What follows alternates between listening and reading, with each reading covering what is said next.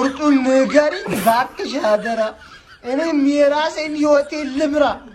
ሄለው ለምን ማትል ቆይ ለምን አትነግረኝም? ቆይ ምን ልፈልግ ወይ ነው ራሴን በቃ ልግባበትሽ በቃ ጭራሽ ስኮርፒዮ ገብቶብኝ ምናምን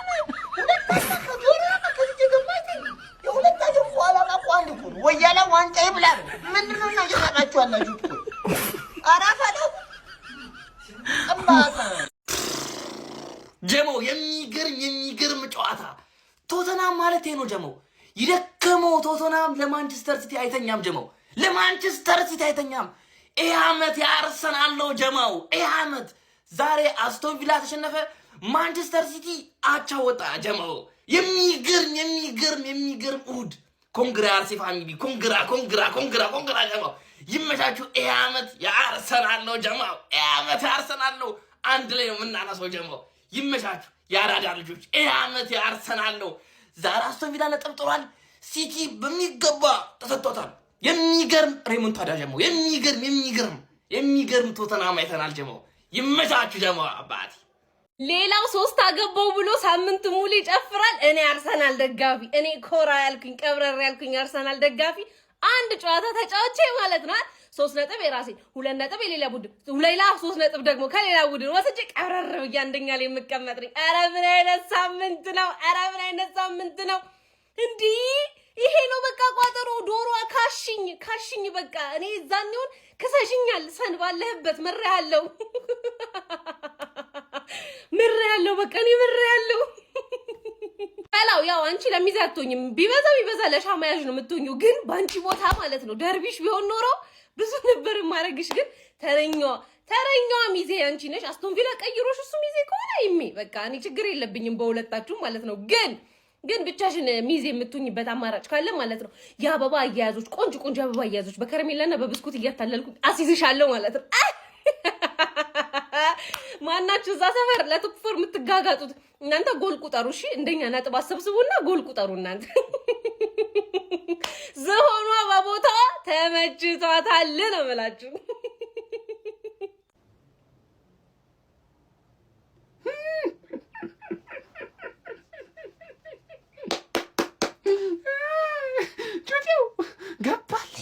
ገባልሽ ከሁለት ባዶ ሁለታቻ። ወይኔ አንቺ መሸለም ነበረብሽ እኮ ዛሬ መለጠፍ ነበረብሽ።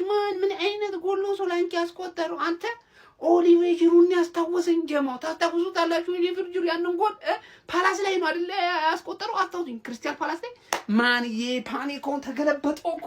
ምን አይነት ጎል! ይሄ ጎል ማለት ነው ሚኮስፐርስ እንደ 3 ይቆጠርልህ። እንደ 3 ማለት ለብቻው ማለት ነው። እኔ ፍቃድ እሰጥሻለሁ፣ ፊርማም ቢሆን አሰባስብልሻለሁ። ማንዬ ትችላለህ፣ ሚኮ ትችላለህ።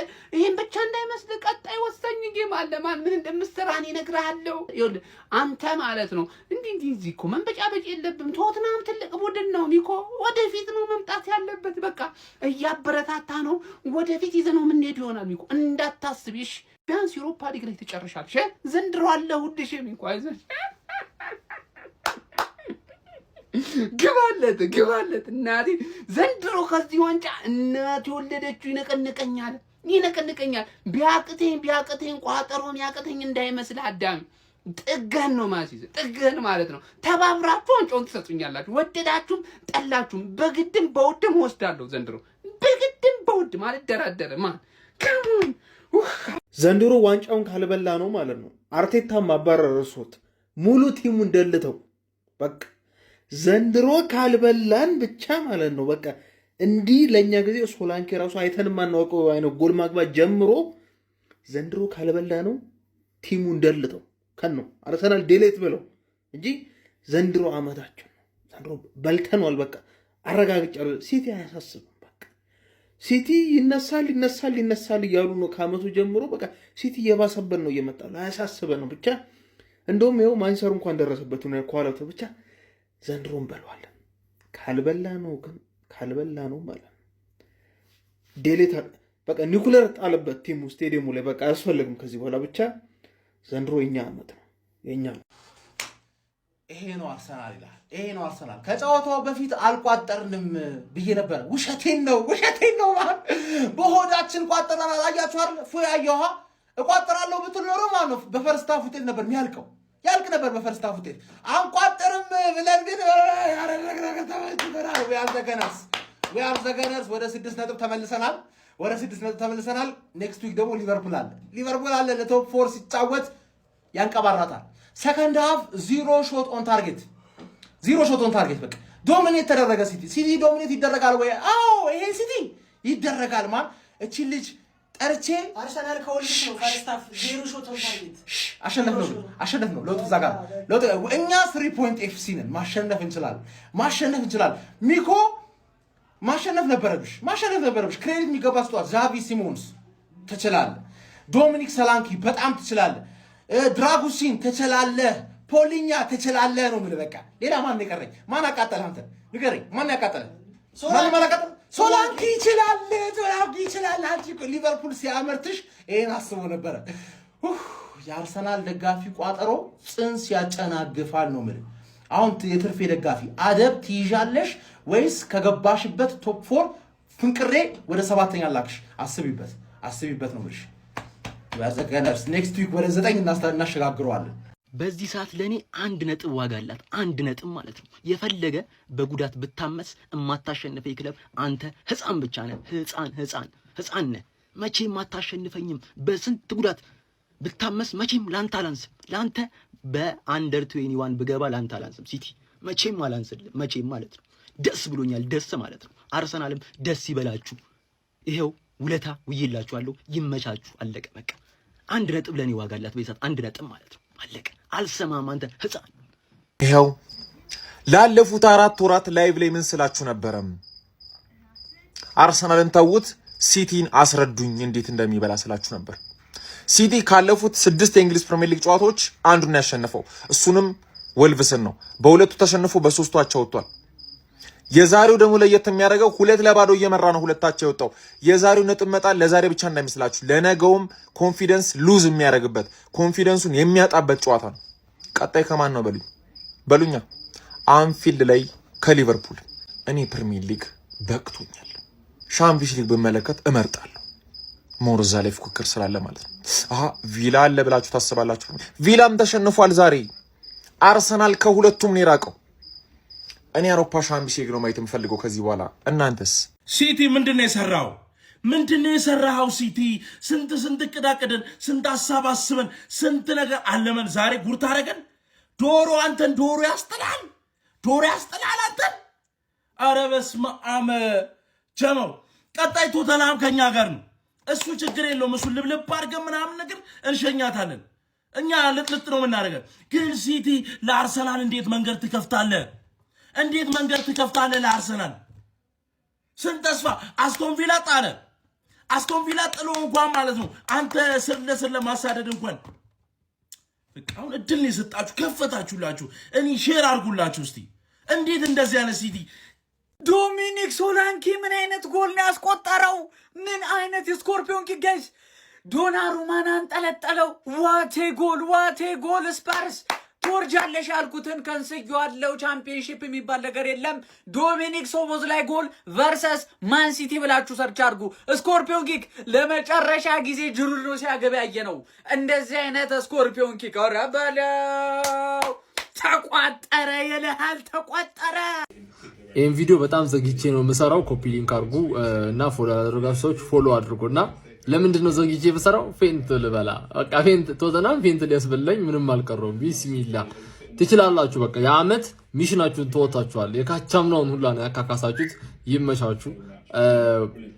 ዘንድሮ ልንበላው ነው። በቃ ምንም ማድረግ አይቻልም። 19ኙም ክለቦች ማለት ነው ይቅርታ አድርጉልን። ዘንድሮ እያሳሳቀን በኦንጎል ልንበላው ነው እና በጣም ነው ደስ ያለኝ። ቢስሚላ የዛሬ ሳምንቱን ድብርቴን ሁላ ነው ያገገምኩባችሁ ነው የምለው እና ቪላም ተሸንፋለች ምናምን። ከዚህ በኋላ ስንት ጌም ማለት ነው? ቆይ 12 ጌም ካውንት ዳውን እንጀምራለን። እሺ 14 ጌም ነው የሚቀረው፣ ግን እኛ የምንፈልገው 12ን ጌም ነው። ሶ ካውንት ዳውን እንጀምራለን ከ2 ሳምንት በኋላ። ተዘጋጁ ገነርስ፣ ይመቻችሁ። ቢስሚላ ዩናይትድ ፋሚሊ። ጎረቤታችን ማንቸስተር ሲቲ እና አስቶን ቪላ በግድ የዋንጫ ተፎካካሪ ሊያደርጉ ነው። አሁን ደረጃውን ብቻ በመሃላችን ያለው ልዩነት ንገሩኝ። እኛ ለቶፕ 4 ነበር የምንጫወተው፣ ግን ሳያቸው ተዳክመዋል። እኛ ደግሞ መስመራችንን ካገኘን የሚያክለን የለም እኮ ታውቃላችኋል። የፔፕ ጋርዲዮላ ማንቸስተር ሲቲ ቶተንሃምን 2-0 እየመራ 2 እኩል ወጣ። 2 እኩል በእርግጥ ቶተንሃም አለቃው ነው ለሲቲ ከባድ ነው። ብዙ ጊዜ ያሸነፉት ሲቲና ማንቸስተር ዩናይትድ እና ቶተንሃም ናቸው። እሱ ፔፕን እዚህ ከመጣ ግን በግድ ጎትቶ ሊያስገቡን ነው። እኔ በፊትም ተናግሬያለሁ። ፕሪሚየር ሊግ ሲጀምርም ሲቲ እንደው አርሰናል ካልደከመለት በቀር ዋንጫውን አያነሳም። እውነት ነው የምላችሁ። ለአርሰናልም ደጋፊ ስጋታችሁ አርቴታ ነው፣ የራሳችሁ ቡድን ነው እንጂ እዩት። በእርግጥ አሁን ብዙ ጊዜ አርቴታ ብዙ አመት ስለቆየ አሁን እንደው ምናምን ይሄ ፕሮሰሱ ምናምን ስላለ ጫና እሱ ላይ ይበዛል። እነዚህኞቹ ጊዜ ገዝተዋልና አሁን ይሄ ሁለት እኩል አይወራም። የአርሰናል ኖቲንግሃም ጋር ነጥብ የጣለው ሲሆን ይወራል። እንደዛ ነው ሚዲያው በብዛት እንደዚህ ጫና ስለሚያሳድርበት አርቴታና ጨለማ ላይ የሚያፈጥ የለምና ግን ፔፕ ይሁት እንትናን አስፈረም እንትና ይመስለኛል በጣም ጋፕ አለ። የበፊቱ ኳሊቲ ሊያገኝ አልቻለምና ግን እኛ ዩናይትድያን ይሄ ሊያሳስባቸው አይገባም። ምንም አይመለከተ እኛ ኢንጆይ ነው ማድረግ አለብን። በግድ ግን ወደ ቶፕ 4 ይሄ ሐሳባችን ወተን ወደ ዋንጫ ልንገባ ነውና እየጠበቁን ነው ዩናይትድ ፋሚሊ። ለማንኛውም ሳምንቱ የኛ ነው። እስከ አርብ በፉልሃም ኢንጆይ ማድረግ ነው ያለባችሁ። እስቲ በቶተንሃምና በሲቲ የተሰማችሁን ግን ኮሜንት ላይ አስቀምጡ። ቪዲዮ ከተመቻችሁ ኮፒ ሊንክ፣ ሪፖስት፣ ላይክ ማድረግ እንዳይረሳ። ግሎሪ ግሎሪ ማን ዩናይትድ። አርሰናል ሳይጫወት ዛሬም ጣፋጭ የሚባል ነጥቦችን መሰብሰብ ችሏል። ተከታዮቹ ማንቸስተር ሲቲ እና አስቶን ቪላ ነጥብ ጥለውለታል። በተጠባቂ የአራተኛ ሳምንት እንግሊዝ ፕሪሚየር ሊግ መርሃ ግብር ወደ ቶተንሃም ስፐር ስታዲየም በመጓዝ ወቅታዊ ብቃቱ ጥሩ ያልሆነው የቶማስ ፍራንኩን ቶተንሃም ስፐርን የገጠመው ማንቸስተር ሲቲ 2-0 ከመምራት ተነስቶ 2 ጎሎች ከኋላው ተቆጥረውበት 2-አቻ በመውጣት ነው ነጥብ ተጋርቶ ለመውጣት የተገደደው። በዚህም ከአርሰናል ጋር ያለውን የነጥብ ልዩነት ማጥበብ የሚችልበትን እድል ሳይጠቀምበት ቀርቶ በ47 ነጥብ ሁለተኛ ደረጃ ላይ ተቀምጦ በ6 ነጥብ ከአርሰናል ዝቅ ብሏል። አርሰናሎች እንግዲህ መሪነታቸውን እንዳጠናከሩ ተመልክተናል። ከትላንቱ ድል በኋላ ዛሬ አስቶን ቪላ በብሬንትፎርድ መሸነፉን አስመልክቶ እንዲሁም ቶተንሃም ሆትስፐር ማንቸስተር ሲቲ ነጥብ ማስጣሉን አስመልክቶ ድርብ ድል እንዳስመዘገቡ ተመልክተናል ማለት ነው። በዚህ ጨዋታ ላይ ማንቸስተር ሲቲዎች ቼርኪ እንዲሁም ደግሞ ሴሜኒዮ ባስቆጠሯቸው ጎሎች አማካኝነት በመጀመሪያ አጋማሽ 2-0 ሲመሩ ነበረ። ከዛ በኋላ ግን ሰከንድ ሃፍ ቶተንሃም ሆትስፐር ሌላ ቡድን ሆኖ ነበር የቀረበው። በኢነርጂ ራሱ በጣም አስደናቂ ቡድን ነበረ። ውጤቱም ይገባቸዋል ማለት ይቻላል ከሰከንድ ሃፍ በኋላ ላሳዩት ፐርፎርማንስ ማለት ነው። ሶላንኬ 53ኛውና 70ኛው ደቂቃ ላይ ባስቆጠራቸው እጅግ በጣም አስደናቂ ጎሎች፣ በተለይም ደግሞ 70ኛው ደቂቃ ላይ ያስቆጠረው ስኮርፒዮን ኪክ ጎል እጅግ በጣም አስደናቂ ነበር። አቻ በማድረግ ስፐርስ ነጥብ ተጋርቶ እንዲወጣ ማድረግ ችሏል ማለት ነው። በዚህም ስፐርስ 29 ነጥቦችን በመያዝ 14ኛ ደረጃ ላይ ተቀምጧል። ስፐርስ አቋሙ ወርዶ እንኳን አሁንም ለማንቸስተር ሲቲ እጅግ በጣም ፈታኝና አስቸጋሪ ቡድን መሆኑንም በድጋሚ አሳይቶናል ማለት ነው። ማንቸስተር ሲቲ ግን በድጋሚ አርሰናል ላይ ጫና ማሳደር የሚችልበትን እድል ሳይጠቀምበት ቀርቷል። ይባስ ብሎ ደግሞ ዛሬ ከመመራት ተነስቶ ነው ውጤት ማውጣት የቻለው ማለት ነው። ለማንኛውም እናንተ ስለዚህ ጨዋታ ምን ትላላችሁ? ሀሳባችሁን ኮሜንት ሴክሽን ላይ አካፍሉኝ። የፕላስ ምልክቱን መጫን እንዳትረሱ።